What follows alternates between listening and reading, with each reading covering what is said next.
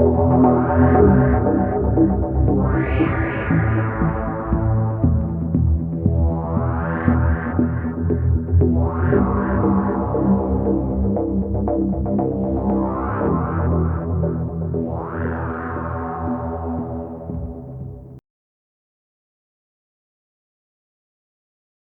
اللہ الرحمن الرحیم۔ السلام علیکم ناظرین، ہمارے معاشرے میں عموماً جھوٹے اور منفی پروپیگنڈے پیدا ہوتے رہتے ہیں اور ان کو عوام میں پھیلائے جاتے ہیں۔ اس ویڈیو میں ہم آپ کو اب تک ہونے والے ایسے 5 بڑے پروپیگنڈوں کے بارے میں بتائیں گے جو ہمارے معاشرے میں بہت مشہور ہوئے اور جن پر اکثر لوگوں نے پورا یقین بھی کیا، جو آپ کے لیے بہت دلچسپ بھی ہوں گے۔ مگر اس سے پہلے کہ ہم آپ کو یہ دلچسپ معلومات دیں، ہمارے اس چینل کو سبسکرائب کریں تاکہ آپ تک ہماری ایسی انٹرسٹنگ اور معلوماتی ویڈیوز بر وقت پہنچتی رہیں۔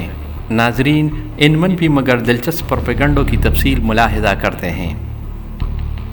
ناظرین، 2003 میں ایک دن یہ پروپیگنڈا عوام میں پھیل گیا کہ رات 4 بجے ایک شدید زلزلہ آنے والا ہے۔ یہ پروپیگنڈا اسی رات بہت تیزی سے پھیلا، جس کی وجہ سے اکثر لوگ انتہائی خوف کی وجہ سے اسی رات سو نہ سکے، اور جن لوگوں کو رات گئے پتہ چلا تو انہوں نے اپنے تمام گھر والوں کو بھی جگایا اور پڑوسیوں کو بھی ان کے دروازے کھٹکھٹا کر جگاتے رہے، حتیٰ کہ مساجد کے لاؤڈ سپیکروں سے بھی یہ اعلانات کرتے رہے کہ آج رات 4 بجے زلزلہ آنے والا ہے۔ ظاہر ہے یہ خبر ایک جھوٹا پروپیگنڈا ثابت ہوا، کیونکہ آج تک سائنسدانوں نے ایسا آلہ ایجاد نہیں کیا ہے جس سے زلزلہ آنے کی پیشن گوئی کی جا سکے۔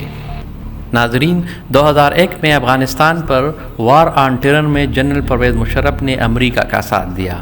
جنرل پرویز مشرف نے اس حوالے سے رایامہ ہموار کرنے کے لیے ایک جھوٹا پروپیگنڈا کیا۔ اس نے یہ بات عوام میں پروپیگیٹ کی کہ امریکہ کے وزیر خارجہ کولن پاول نے ہمیں دھمکی دی ہے کہ اگر ہم وار آن ٹیرر میں امریکہ کا ساتھ نہیں دیتے تو وہ ہم کو پتھر کے زمانے میں دھکیل دیں گے، یعنی اس ملک کو اور اس کی عوام کو نیست و نابود کریں گے۔ مگر در حقیقت امریکہ کی طرف سے ایسی کوئی دھمکی نہیں دی گئی تھی، بلکہ جنرل پرویز مشرف کا یہ پروپیگنڈا بعد میں غلط اور جھوٹا ثابت ہوا، کیونکہ کسی بھی ذرائع سے ابھی تک اس کی کوئی تصدیق نہیں ہو سکی۔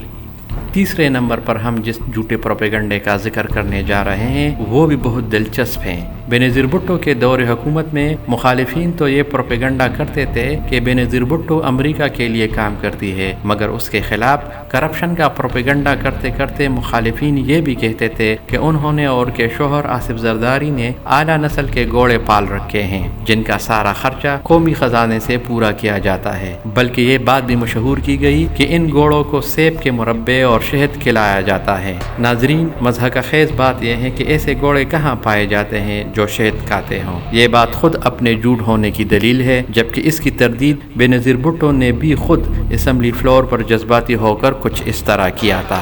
وہ گھوڑا لے آؤ جو مارملیڈ کھاتا ہے، وہ گھوڑا لے آؤ جو شہد کھاتا ہے۔